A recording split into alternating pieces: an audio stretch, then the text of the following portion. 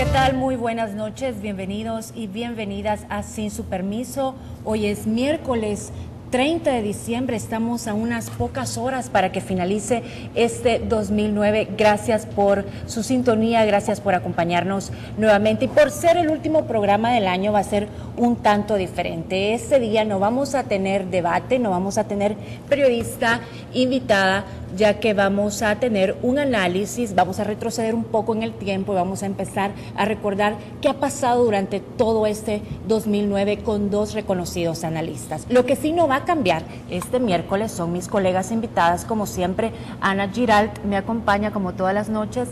Ana, bienvenida, buenas noches, gracias por estar con nosotros. Gracias, Lorena, y buenas noches a todos. Ana, y aprovechemos para mandar un saludo a Costa Rica, que yo sé que siempre nos están viendo. Un gran abrazo para tu mami y para tus hermanas. Sí, que gracias. Son fanáticas nuestras. Gracias, Lore, es cierto. Felicidades, mami, feliz año. Bueno, y a mis hermanas y a toda mi familia, porque toda mi familia nos ve a través de Canal33.tv.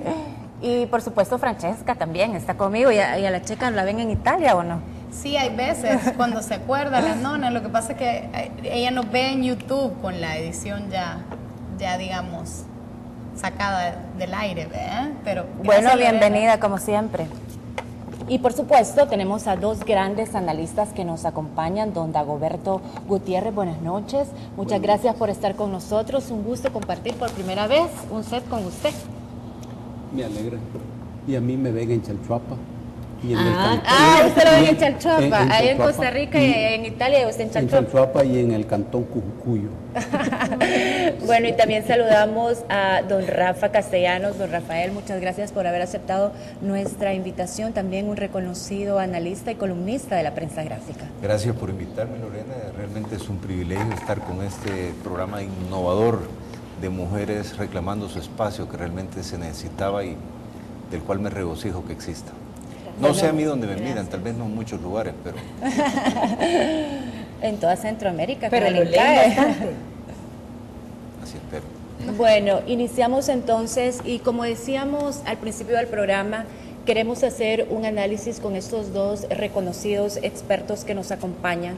Vamos a retroceder un poco en el tiempo y empezar, por supuesto, en marzo. En marzo, el hecho que cambió la historia de nuestro país después de más de 20 años de gobierno, pues Arena pierde la presidencia y llega Mauricio Funes al poder de la mano del partido FMLN. Yo leía una de sus columnas, don Rafa, creo que una de sus recientes columnas en la cual usted hablaba de la ruptura de Arena y de la salida de Gana. Y si no entendí mal, usted dejaba entrever que la pérdida de Arena de alguna forma estaba fraguada desde las elecciones de marzo, desde las elecciones presidenciales, que Tony Saca estaba atrás de estos 12 de Gana y que de alguna forma desde marzo ya se veía que se estaba entregando el partido. ¿Es así?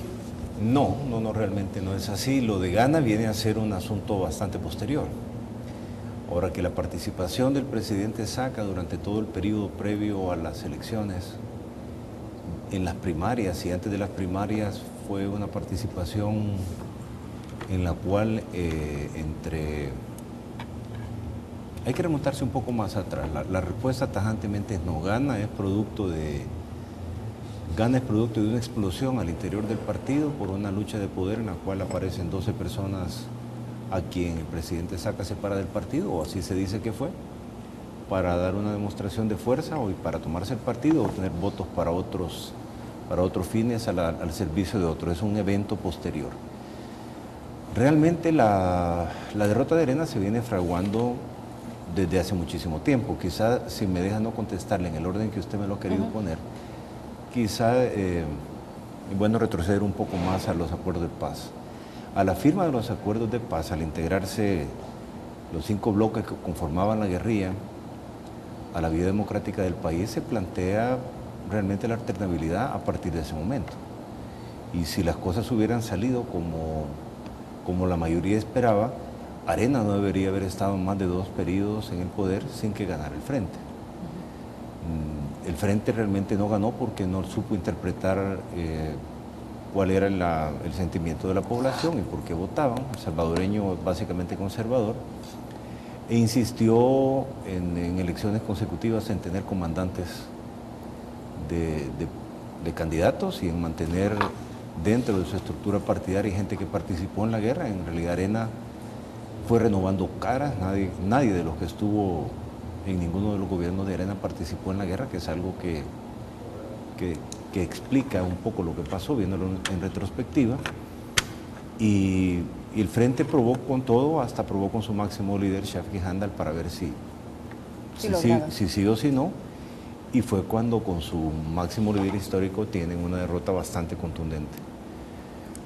Ya en esa elección ya se habían planteado al interior del Frente alternativas diferentes. Mauricio Funes, Óscar Ortiz, que según dicen las malas lenguas y la mía que no es muy buena, le habría ganado a Shafik la elección y a última hora le dieron vuelta. Óscar tal vez podría haber ganado en su momento. Y yo no soy quien para decir con certeza, pero posiblemente si Mauricio Funes corre contra Tony Saca también le gana. ¿También le gana a quién? ¿Tony a Mauricio o Mauricio? Mauricio a Tony. Yo creo que El Salvador estaba listo para un cambio desde hace rato, pues así estaba planteado desde los acuerdos de paz. Y lamentablemente no sucedió así. Yo digo lamentablemente porque el ejercicio del poder por un periodo muy prolongado no es bueno.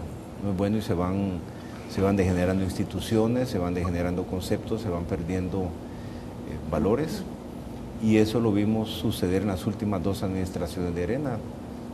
Podrán decir, ¿y por qué lo critica ahora? Realmente no, yo lo he venido escribiendo a lo largo del tiempo tamizado, pero ahí está, ¿verdad? Arena fue perdiendo un poco su rumbo original y fue perdiendo, digamos, los grandes derroteros de la economía social de mercado, con todo, con economía y con social, con institucionalidad y con eso que se trazó en el primer gobierno. Y luego se fue haciendo mucha política, en el país se fue haciendo mucha política con poca institucionalidad, mucha compra de votos, muchos arreglos espurios, y realmente la democracia no se construye sobre esas bases. Ahí se empezó a fraguar la derrota de Arena, que no es el fin del mundo, es simplemente un cambio de gobierno que posiblemente si se da antes también hubiéramos tenido un FMLN más plural, menos gobernado por el PC, que es ahora realmente el dueño absoluto del FMLN, que hace un poco más complicadas las cosas para la sociedad que los mira con miedo. Arena no hubiera estado tal vez tan desgastado en el ejercicio del poder en la forma que,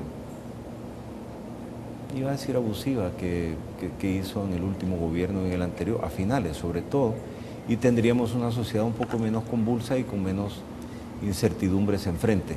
Pero usted me preguntó que si tenía que ver con lo de Gana. Le digo, lo de Gana es como cuando saca la Espinilla. Todo lo que llevó a la derrota de Arena fue otra cosa. Es una de las consecuencias. Tal vez, don Dago, ¿percibe usted que hay un cambio radical de sistema político ahora con la instauración del nuevo gobierno? Había que preguntarse si hay cambio, porque el cambio siempre es una palabra confusa y difusa, que provoca por lo menos turbulencias en el espíritu de los seres humanos. Porque solo cuando uno se responde a 4 preguntas en relación con el cambio, puede uno empezar a tener cierta certidumbre sobre la figura. El cambio es un fenómeno permanente de la vida y también de la muerte. Por ejemplo, ¿en qué momento se empieza a fraguar la muerte de una persona? Desde el momento en que es concebido. Por eso los científicos dicen, un feto es lo suficientemente viejo como para empezar a morir. El cambio. Entonces, son 4 preguntas las que determinan eso. 1, ¿qué es lo que hay que cambiar? 2, ¿por qué hay que cambiar? 3, ¿cuándo hay que cambiar? Y 4, ¿quiénes hacen el cambio? ¿Ves? Una vez uno se responde estas 4 preguntas, el cambio deja de ser cambio y se convierte en transformación. El cambio es cuantitativo, la transformación es cualitativa. ¿Y qué está ocurriendo aquí en El Salvador? ¿Un cambio o una transformación? Buena pregunta.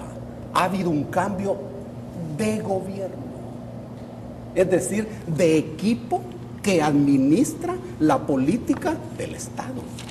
Para el ser humano el tema es muy complejo, porque el Estado no se mira, vos no lo tocas, vos ves al gobierno, pero el gobierno es siempre un instrumento del Estado. Repito, gobierno es el equipo humano que administra la política del Estado. Es en el Estado donde se hace la política. Aquí ha habido un cambio de gobierno. Ahora bien, ¿qué es el régimen? Régimen político. Régimen político es la manera en que se ejecuta la política del Estado. Es decir, la forma efectiva, cómo funcionan las cosas.